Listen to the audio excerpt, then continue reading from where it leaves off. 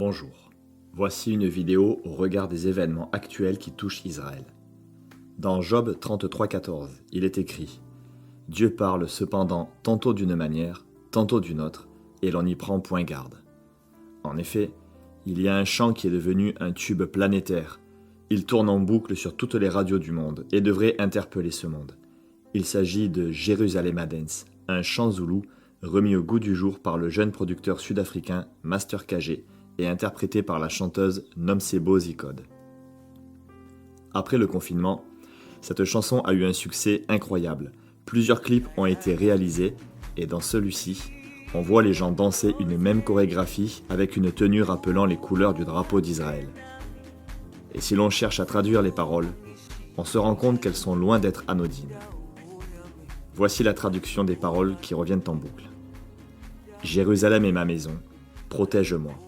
Marche avec moi, ne me laisse pas ici. Jérusalem est ma maison, protège-moi. Marche avec moi, ne me laisse pas ici. Je n'ai pas ma place ici. Mon royaume n'est pas ici. Protège-moi, marche avec moi. Lorsque l'on tape sur Google « Quelle est la signification de cette chanson ?», voici l'explication qui nous est donnée. C'est une prière adressée à Dieu, dans laquelle Jérusalem lui demande de la protéger et de lui pardonner. Nous comprenons alors que cette chanson est comme un signe annonciateur du besoin pour Jérusalem d'être protégée par Dieu parce qu'elle va passer par des moments terribles. Il nous semble nécessaire à présent d'expliquer l'origine du conflit israélo-palestinien. De nombreux versets de la Bible sont mentionnés dans Wikipédia pour expliquer l'appartenance de la terre sainte au peuple juif, comme une ordonnance de Dieu. C'est la terre promise. Voici ce que dit Wikipédia. La terre promise représente ce que, dès la Genèse, la Torah, ou Bible hébraïque, désigne sous le nom de terre d'Israël dans le pays de Canaan, pays où coule le lait et le miel, qui, selon les textes, fut promise par Dieu au patriarche hébreu Abraham et à sa descendance par Isaac et Jacob, comme une promesse de vie. Voici les versets qui parlent de la promesse faite à Abraham. Genèse 15-18. Ce jour-là, l'Éternel conclut avec Abraham une alliance en disant « J'ai octroyé à ta race ce territoire, depuis le torrent d'Égypte jusqu'au grand fleuve, le fleuve d'Euphrate. » Genèse 17-8. « Et je donnerai à toi et à ta postérité la terre de tes pérégrinations, toute la terre de Canaan, comme possession indéfinie. » Les versets qui parlent de la promesse faite à Isaac, le fils d'Abraham. Genèse 26, 2-3. Le Seigneur apparut à Isaac et dit « À toi et à ta postérité, je donnerai toutes ces provinces, accomplissant ainsi le serment que j'ai fait à ton père Abraham. » Confirmation de la promesse faite à Jacob. Genèse 35-12. Et Dieu dit, donc à Jacob, « Et le pays que j'ai accordé à Abraham et à Isaac, je te l'accorde, et à ta postérité, après toi, je donnerai ce pays. » Exode 33.1. L'Éternel dit à Moïse, « Va, pars d'ici avec le peuple, et allez au pays que j'ai promis par serment à Abraham, à Isaac et à Jacob, disant, je le donnerai à votre postérité. » Les ordres et la promesse sont même donnés à Josué dans Deutéronome 21.1. Je cite, « Le pays que l'Éternel, ton Dieu, te donne en possession. » Également Deutéronome 21.23.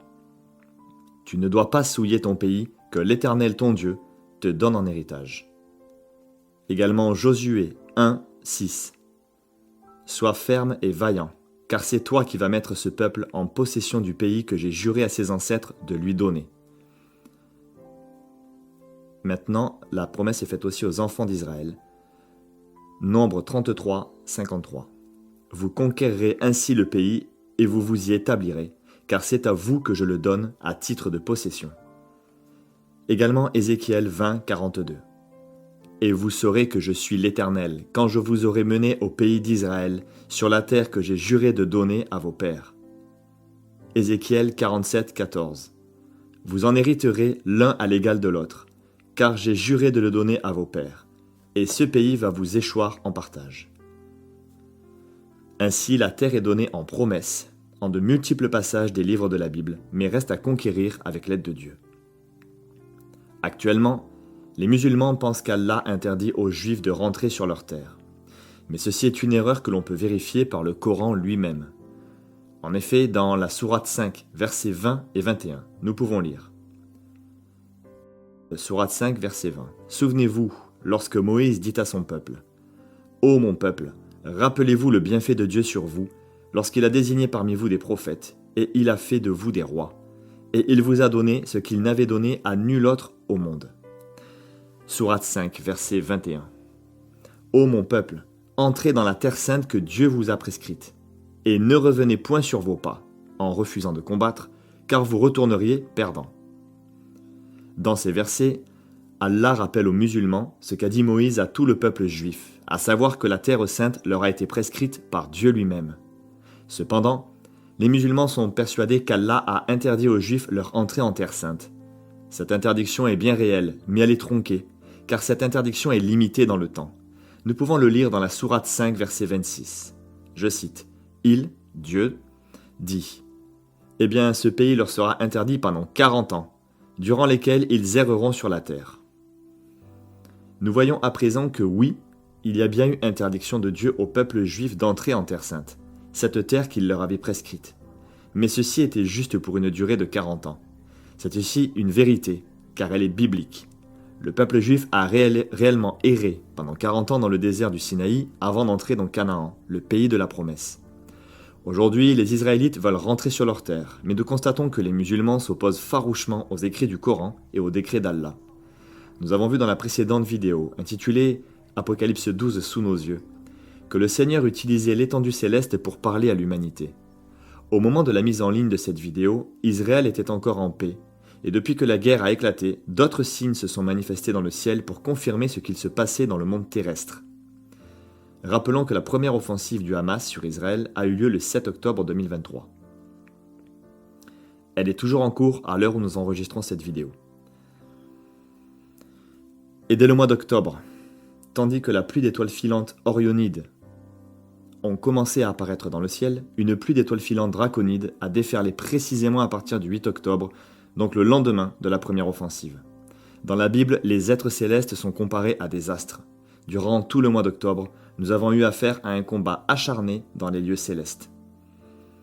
Pour avoir plus de précision sur ces événements célestes, voir la vidéo intitulée « Apocalypse 12 sous nos yeux » dont le lien est dans la case de description ci-dessous. Ceci nous fait penser à Apocalypse chapitre 12 versets 7 à 9. « Et il y eut guerre dans le ciel. Michel et ses anges combattirent contre le dragon. Et le dragon et ses anges combattirent, mais ils ne furent pas les plus forts, et leur place ne fut plus trouvée dans le ciel.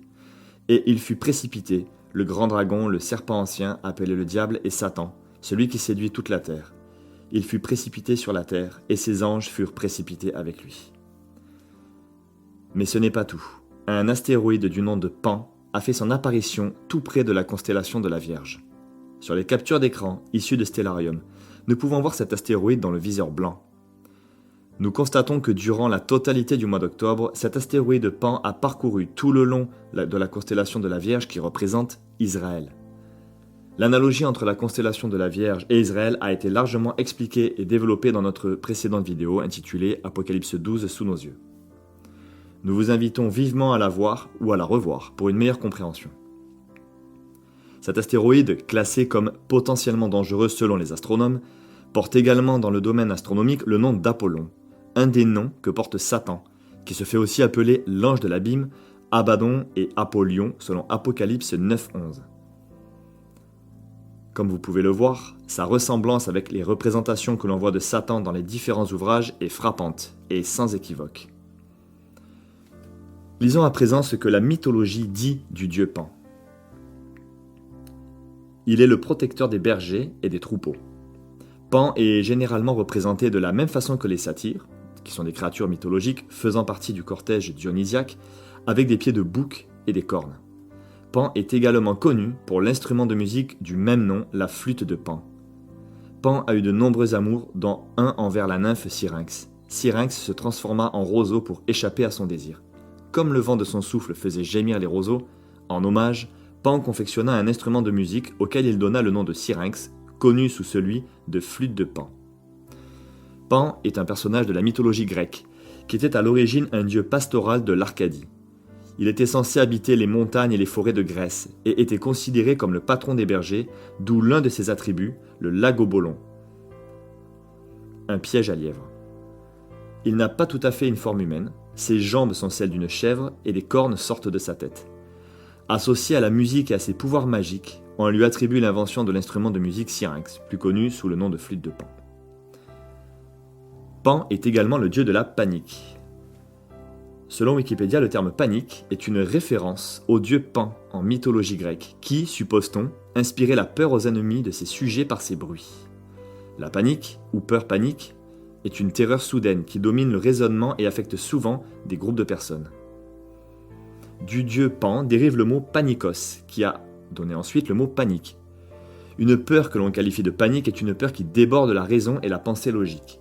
La panique de Pan est une peur collective, elle est liée à la foule hystérique. Sa description totale correspond à celle de Lucifer dans Ézéchiel 28, 12 et 19, par rapport aux fonctions qu'il avait alors qu'il était auprès de Dieu. Je cite « Fils de l'homme, prononce une complainte sur le roi de Tyr. » Le roi de Tyr ici, c'est un type de Satan. « Tu lui diras « Ainsi parle le Seigneur l'Éternel. Tu mettais le sceau à la perfection, tu étais plein de sagesse, parfait en beauté. Tu étais en Éden, le jardin de Dieu. Tu étais couvert de toute espèce de pierres précieuses, de sardoine, de topaze, de diamants, de chrysolite, d'onyx, de jaspe, de saphir, d'escarboucle, d'émeraude et d'or. Tes tambourins et tes flûtes, référence directe avec la flûte de Pan, étaient à ton service, préparés pour le jour où tu fus créé. Tu étais un chérubin protecteur, le fameux protecteur des bergers et des troupeaux qu'il devait être à l'origine. Je continue. Aux ailes déployées, je t'avais placé et tu étais sur la sainte montagne de Dieu. Rappelez-vous que l'article disait que le dieu Pan était censé habiter les montagnes. Je continue. Tu marchais au milieu des pierres étincelantes. Tu as été intègre dans tes voies depuis le jour où tu fus créé jusqu'à celui où l'iniquité a été trouvée chez toi. Par la grandeur de ton commerce, tu as été rempli de violence et tu as péché. Je te précipite de la montagne de Dieu et je te fais disparaître, chérubin protecteur, du milieu des pierres étincelantes. Ton cœur s'est élevé à cause de ta beauté. Tu as corrompu ta sagesse par ton éclat. Je te jette par terre, je te livre en spectacle au roi. Par la multitude de tes iniquités, par l'injustice de ton commerce, tu as profané tes sanctuaires. Je fais sortir du milieu de toi un feu qui te dévore. Je te réduis en cendres sur la terre aux yeux de tous ceux qui te regardent. Tous ceux qui te connaissent parmi les peuples sont dans la stupeur à cause de toi. Ici, nous avons la confirmation que son rôle est d'ôter la paix et de créer la panique. Je cite, je continue, « Tu es réduit au néant, tu ne seras plus à jamais. » Un des récits qui concerne cette capacité à la panique ressemble étrangement à ce qui surviendra lors de l'enlèvement de l'Église sainte. En effet, selon la mythologie, lors d'une expédition menée aux Indes avec le dieu Dionysos, Pan aurait semé la panique parmi ses ennemis à l'aide de l'écho des parois rocheuses qui les entouraient.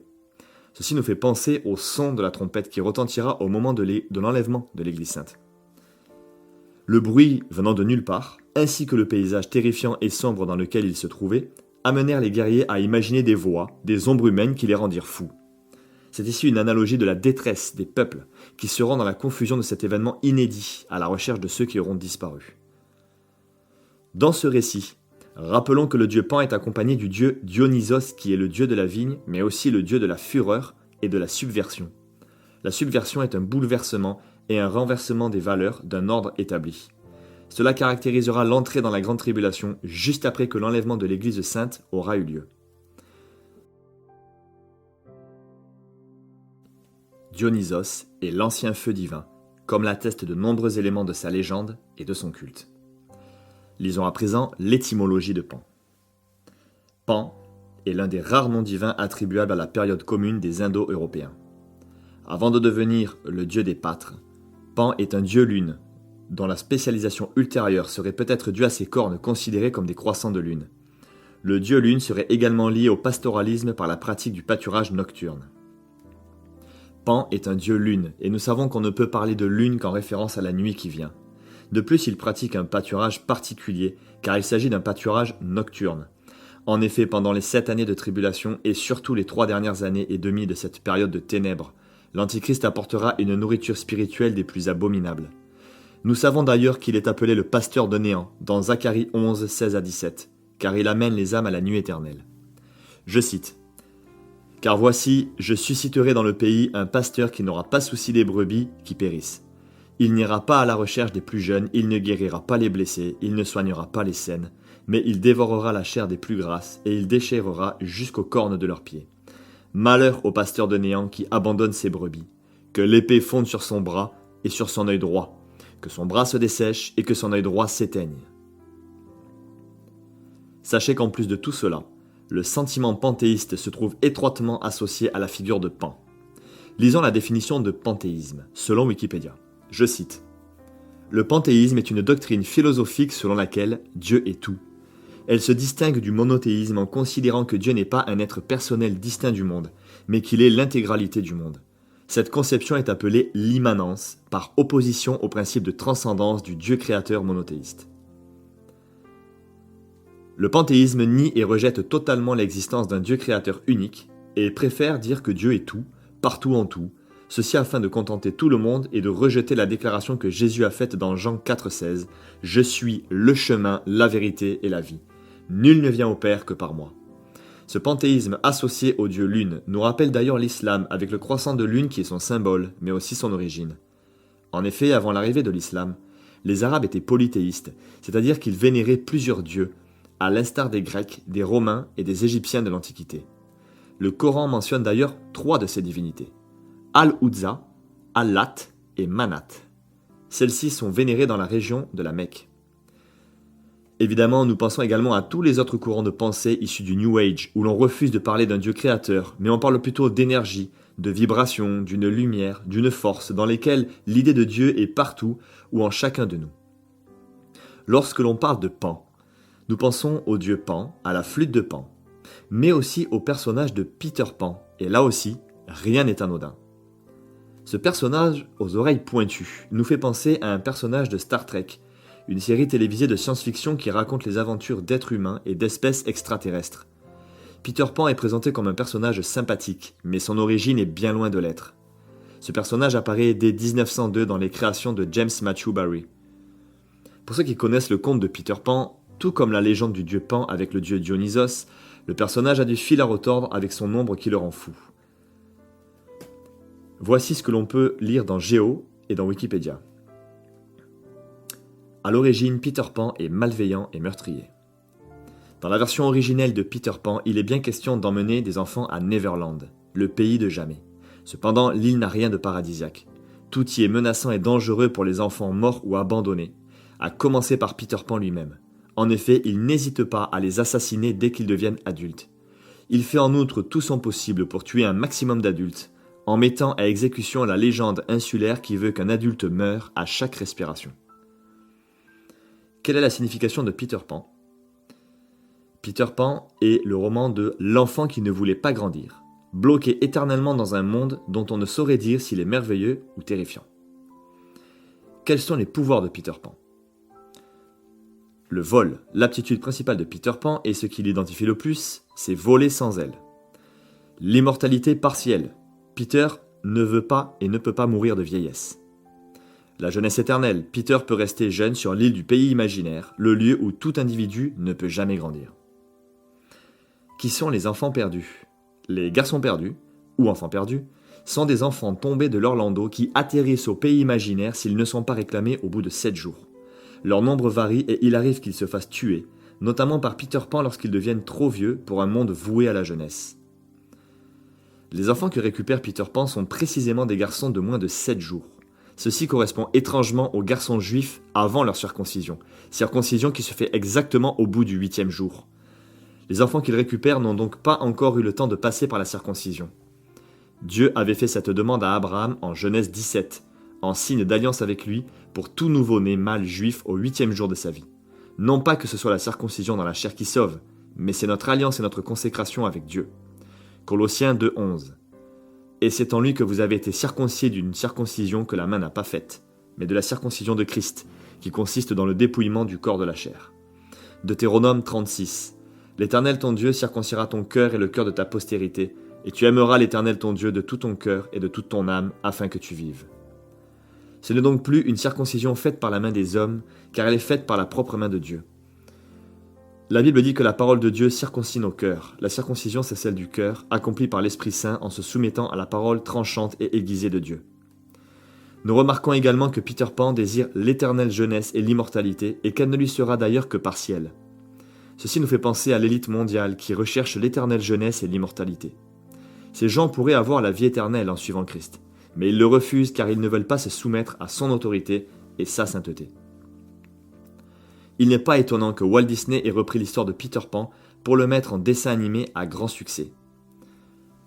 À l'intérieur de l'œuvre de Walt Disney, on doit également évoquer le personnage de Mickey, de son vrai nom, Mortimer Mouse, avant d'être rebaptisé Mickey Mouse par Lillian Disney, sa femme. La légende dit que c'est lors d'un sommeil que ce personnage lui est apparu et que le succès est venu après la décision de rajouter des gants blancs au personnage. Les gants blancs, symbole du franc-maçon. Les symboles franc-maçonniques sont présents dans les Disney et nous savons comment Disney a pactisé pour avoir ce succès. Nous savons aussi qu'il existe ce qu'on appelle le syndrome de Peter Pan. Cela correspond à un refus de grandir et une angoisse d'intégrer le monde des adultes. A l'inverse, le Seigneur nous demande à ce que nous soyons matures pour avoir le discernement de ce qui est juste et de ce qui est faux, de ce qui est bien et de ce qui est mal, dans Hébreux 5, 12 à 14. Je cite.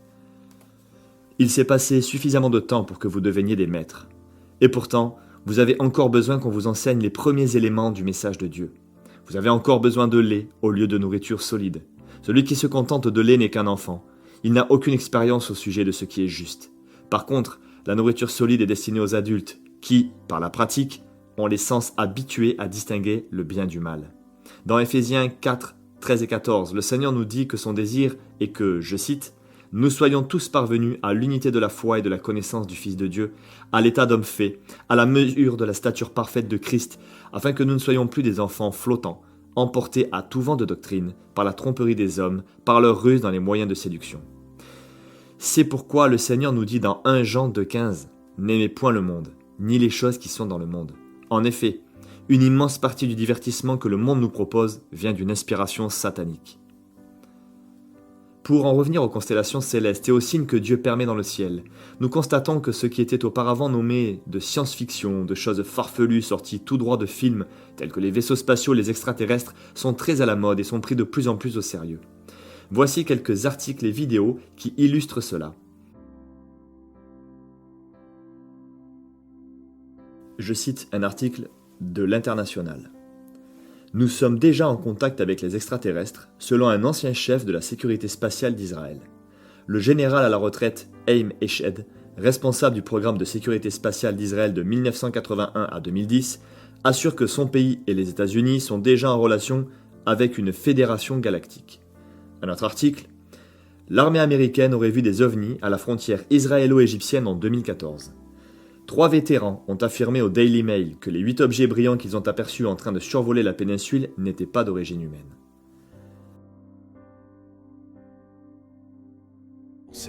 On l'a découvert déjà il y a 30 minutes avec la destruction, il faisait encore jour sur la bande de Gaza, de 3 immeubles de la tour Palestine, très symbolique de cette bande de Gaza. Et là, on l'entend. On le voit, Général Richoux, c'est un feu nourri. On entend ces missiles, et peut-être que vous avez d'ailleurs des informations qui vous parviennent en ce moment. Non. Que sont ces 3 lumières? Est-ce qu'il s'agit d'hélicoptères peut-être qui sont... Où ce sont, Pierre Servant, Général Richoux. C'est non, parce qu'elles sont fixes. Alors, on voit le roulement. On entend en tout cas le roulement de ces... Juste un mot. Oui. Jusqu'à présent, on parlait d'OVNI, c'est-à-dire objets volants non identifiés. Mais depuis, l'appellation a changé. Il s'agit de PAN, c'est-à-dire phénomène aérospatial non identifié, PAN. Rappelons Job 33,14. Dieu parle cependant tantôt d'une manière, tantôt d'une autre, et l'on n'y prend point garde.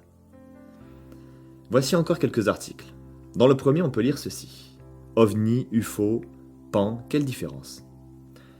L'acronyme OVNI, objet volant non identifié, est la traduction du terme anglais UFO, Unidentified Flying Object. L'examen des témoignages et le résultat des enquêtes montrent que ce terme est le plus souvent mal employé. Dans la plupart des cas, les observations décrivent un phénomène connu ou inconnu, généralement lumineux, mais sans preuve de la présence d'un objet matériel ayant des caractéristiques de vol comparables à celles d'un aéronef. L'utilisation du terme général PAN, phénomène aérospatial non identifié, est donc plus appropriée. Wikipédia. Un phénomène aérospatial non identifié, PAN, est, selon la terminologie du CNES et de son service spécialisé, le JAIPAN, un phénomène atmosphérique ou extra-atmosphérique dont la nature reste inexpliquée. Dans le cadre de cette désignation, l'attribution de la qualité d'OVNI, objet volant non identifié, est confinée à certains cas particuliers de PAN. Voici également ce que disent les Échos ainsi que d'autres articles. Je cite. Des ovnis pris de plus en plus au sérieux. Un congrès va se tenir à la Sorbonne sur les événements aérospatiaux non identifiés, PAN. Nouveau nom de vos bons vieux ovnis. Entre recherches sérieuses et rumeurs extravagantes, pas toujours facile de faire le tri. OVNI, les experts internationaux ont rendez-vous à Paris. Le congrès ECHO 2023 organisé les 4 et 5 novembre à Sorbonne Université fera un état des lieux et des connaissances dans ce secteur de recherche souvent tourné en dérision. Pourtant, les PAN et OVNI sont pris très au sérieux par des scientifiques d'universités prestigieuses ou des pilotes témoins de phénomènes inexpliqués. C'est l'occasion pour la France d'apporter des éléments de réponse sur le sujet des PAN. Le mythe de l'enlèvement d'humains par des extraterrestres est en train de se créer son propre décor, afin que dans toutes les consciences humaines, ce mythe n'en soit plus un, mais qu'il devienne une réalité dans le raisonnement des gens. Ceci est évidemment un mensonge, et nous savons qui est le père du mensonge. Les entités démoniaques sous forme d'astres se manifestent à leur façon, afin de tromper et de duper un maximum d'hommes et de femmes, quel que soit leur âge, leur niveau d'instruction ou leur intelligence. C'est une séduction très forte actuellement. Dès notre tendre enfance, la légende des extraterrestres a cherché à nous endoctriner et à nous hypnotiser peu à peu. La série Star Wars, la guerre des étoiles, est remplie d'allusions et de parodies de la Bible, tout en la déformant bien entendu. Dans la série Star Trek, nous constatons que les extraterrestres font un signe bien spécifique. Ce signe s'appelle le salut Vulcain. Le voici. Je cite Wikipédia. Le salut Vulcain est, dans l'univers de Star Trek, un geste de la main consistant en une main levée, paume en avant avec les doigts écartés entre le majeur et l'annulaire en forme de V et avec le pouce étendu. Souvent, la phrase « longue vie et prospérité » est dite après avoir fait ce signe. Le salut Vulcain a été conçu et popularisé par l'acteur Leonard Nimoy, qui a interprété le personnage demi-vulcain de Monsieur Spock dans la série télévisée Star Trek. Ce geste apparaît pour la première fois à la télévision le 15 septembre 1967, dans le premier épisode de la saison 2 qui s'intitule « Le mal du pays ». Cet épisode porte un titre qui semble être un jeu de mots et aurait pu s'appeler plutôt « Le pays du mal ». Ce geste n'est pas anodin. Nous savons que Satan est un imitateur et singe les choses qui appartiennent à Dieu. L'origine du salut Vulcain nous est donnée dans Wikipédia. Ce signe vient des rituels juifs.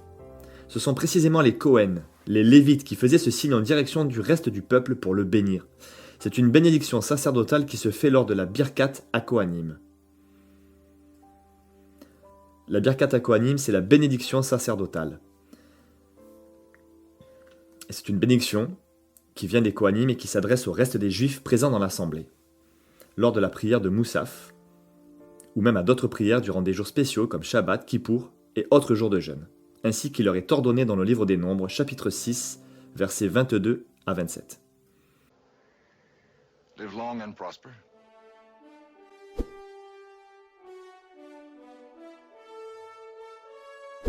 That came from my Jewish background. It's a gesture that's used in a priestly benediction during the Jewish services in synagogues. The Kohanim, who are the priest tribe, bless the congregation. When they do, they use this gesture, this is the shape of the letter Shin, Hebrew alphabet, letter Shin. And the letter Shin is the first letter in the word Shaddai, which is the Almighty's name in Hebrew. And the suggestion is that they're using the symbol of the Almighty's name as they bless the congregation. I saw it done as a kid, was entranced by it, learned how to do it, and I brought it into Star Trek. En utilisant ce signe pour saluer tout en disant la phrase « longue vie et prospérité », les extraterrestres de cette série s'identifient subtilement quelque part à des Lévites ayant la fonction de bénir les autres. un journaliste du Figaro a participé comme un infiltré à un stage d'éveil de la conscience organisé par le mouvement Raël. Voici ce qu'il a écrit. Je cite. « Les adeptes sont, rappelons-le, persuadés de la venue, avant 2035, des Elohim, les supposés créateurs extraterrestres de notre monde. Dans mon esprit, après plusieurs heures d'enseignement et d'injonctions à ne pas penser, je dois bien admettre qu'une graine a germé, et pourquoi pas. Car ici l'ambiance est si positive, tout semble tellement certain, ne souffrir d'aucune contestation. La bienveillance est telle que n'importe qui pourrait tomber dans le piège. En tout cas, l'escalier de l'éveil, enseigné depuis quelques jours, fait déjà son effet. Et si la construction d'une ambassade pour accueillir les Elohim était la solution, le processus d'emprise mentale a débuté. Nous voyons par ce simple article combien le glissement et la séduction vers cette doctrine peuvent se faire facilement. Là encore, le fait que les extraterrestres soient appelés des Elohim n'est pas étonnant, car c'est une totale usurpation de l'identité de Dieu. Lisons ce qu'explique Wikipédia. Je cite. « Le nom Elohim est un terme qu'on traduit généralement par Dieu, au singulier ou au pluriel, dans la Torah, la Bible hébraïque. Les voyelles du nom Elohim, E-O-I, sont parfois attribuées au tétragramme YHWH dans le texte massorétique, moins souvent toutefois que dans celle du nom Adonai. Dans la tradition juive, le choix du nom Elohim insiste sur l'idée de puissance de Dieu.